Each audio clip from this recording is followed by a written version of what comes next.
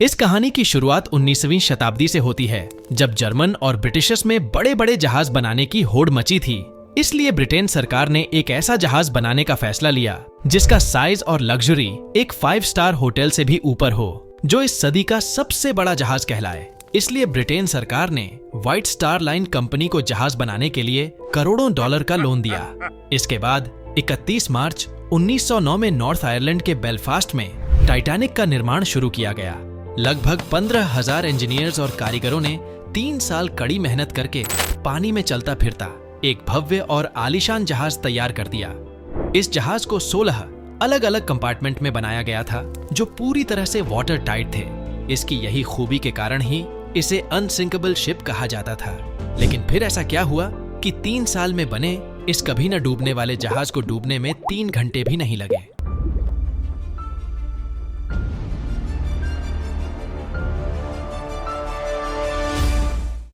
अप्रैल 1962 को टाइटैनिक 2,224 यात्रियों के साथ इंग्लैंड के साउथहैम्पटन से न्यूयॉर्क के लिए रवाना हुआ। टाइटैनिक जब आयरलैंड से निकला, तब टाइटैनिक को उसके रास्ते पर आइस वार्निंग्स मिलने लग जाती है। लेकिन जहाज के कैप्टन एडवर्ड जोन स्मिथ ने इस चेतावनी पर कुछ खास ध्यान नहीं दिया और जहाज की रफ्तार कम नहीं की, जो कि अपनी फुल स्पीड पर समंदर को चीरता हुआ आगे बढ़ रहा था। रात होते होते कैप्टन एडवर्ड स्मिथ को लगभग 6 चेतावनी वाले संदेश अन्य जहाजों द्वारा दिए जा चुके थे। लेकिन कैप्टन स्मिथ ना ही जहाज की रफ्तार कम करना चाहते थे और ना ही इन चेतावनी को गंभीरता से लेने वाले थे, क्योंकि कैप्टन स्मिथ अपनी आखिरी रिटायरमेंट और टाइटैनिक के साथ एक और रिकॉर्ड जोड़ना चाहते थे। वे टाइटैनिक को विशाल जहाज होने के साथ इस सदी का सबसे तेज जहाज होने का दर्जा भी दिलवाना चाहते थे। लेकिन उस दर्दनाक रात में किस्मत को शायद कुछ और ही मंजूर था।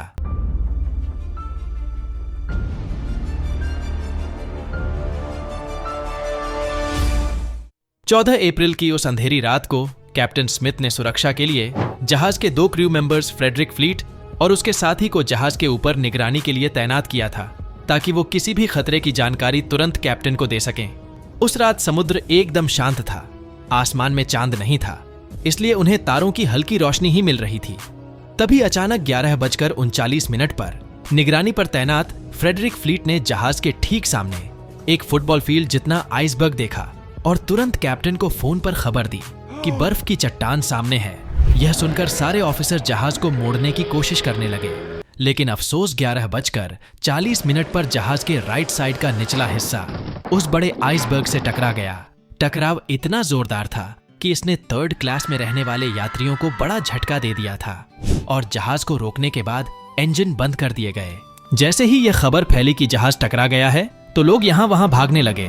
पूरे जहाज पर खौफ का माहौल था। जहाज के आइसबर्ग के टकराने के बाद पानी तेजी से अंदर आने लगा और नीचे 3rd क्लास में रहने वाले यात्री ऊपर की ओर भागने लगे।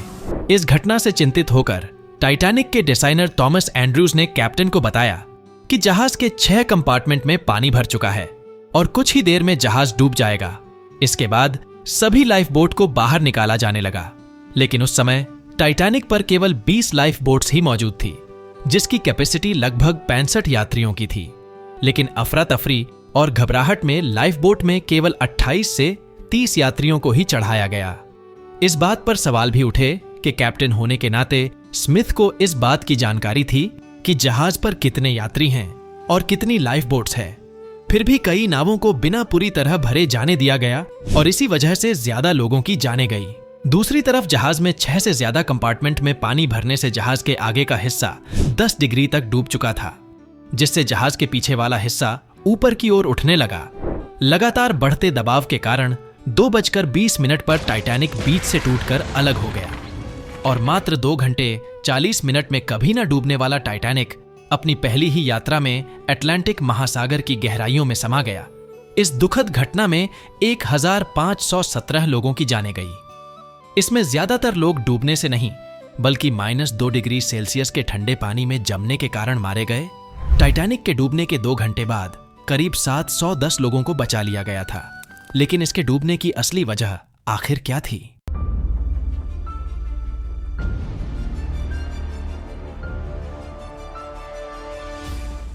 टाइटैनिक के डूबने से लेकर आज तक उसके डूबने के लिए अलग अलग थियरीज सामने आती रही है। जिसमें कोई थ्योरी इस घटना के लिए कैप्टन स्मिथ को जिम्मेदार ठहराती है, तो कोई थ्योरी टाइटैनिक की बनावट और उसमें इस्तेमाल किए गए मटेरियल को घटिया बताकर उसे इसका जिम्मेदार साबित करती थी।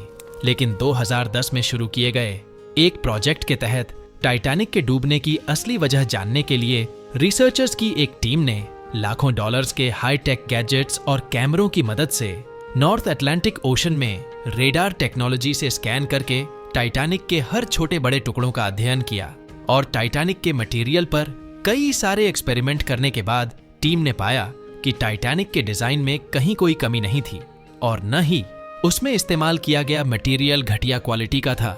दरअसल इस टीम के मुताबिक रिसर्च में पाया गया कि टाइटैनिक के डूबने की असल वजह उसकी तेज रफ्तार थी। आज टाइटैनिक का मलबा कनाडा न्यू फाउंडलैंड से करीब 600 किलोमीटर दूर 4 किलोमीटर नीचे गहराई में पड़ा हुआ है। खैर अभी तो इसे 100 साल ही हुए हैं, हो सकता है आने वाली सदियों में समुद्र से टाइटैनिक के यह निशान भी खत्म हो जाए, लेकिन कोई भी बड़े से बड़ा आइसबर्ग उस टाइटैनिक को नहीं डुबो सकता जो करोड़ों नहीं बल्कि अरबों के दिलों में तैर रहा है।